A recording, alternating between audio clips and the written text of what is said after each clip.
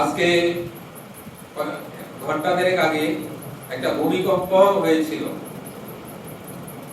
খুবই বড় আকারের এবং ভয়ঙ্কর ভূমিকম্প হয়েছিল। বড় বড় বিল্ডিংও কেঁপে উঠেছিল।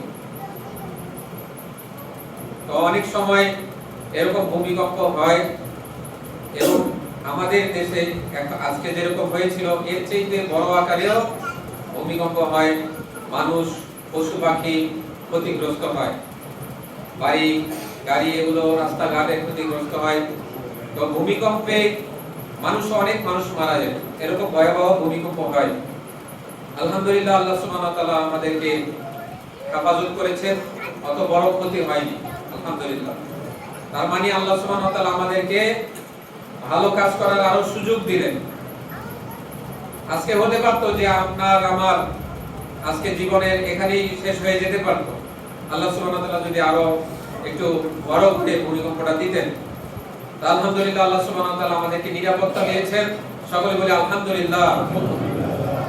এই ধরনের বিপদ আপদ মানুষের এসে থাকে, এগুলো হচ্ছে আমাদের হাতের কামাই। আল্লাহ সুবহানাহু ওয়া তাআলা বলেছেন, যাহারাল ফাসাদা ফিল বাররি ওয়াল বাহর বিমা কাসাবাত আইদিন নাস।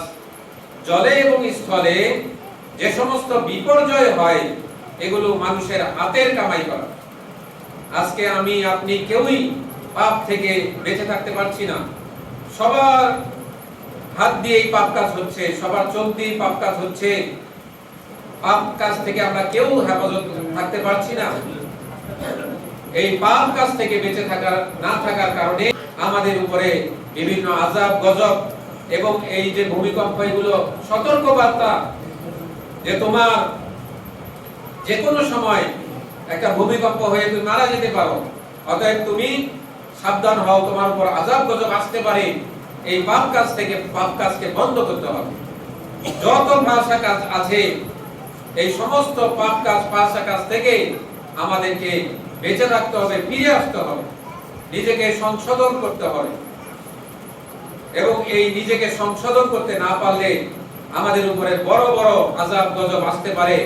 আল্লাহ সুবহানাহু ওয়া তাআলা আমাদেরকে পাপ কাজ ছেড়ে ভালো হয়ে চলার, আল্লাহ সুবহানাহু ওয়া তাআলার আদেশ মেনে চলার, কোরআন হাদিস মেনে চলার তৌফিক দান করুন। আমিন।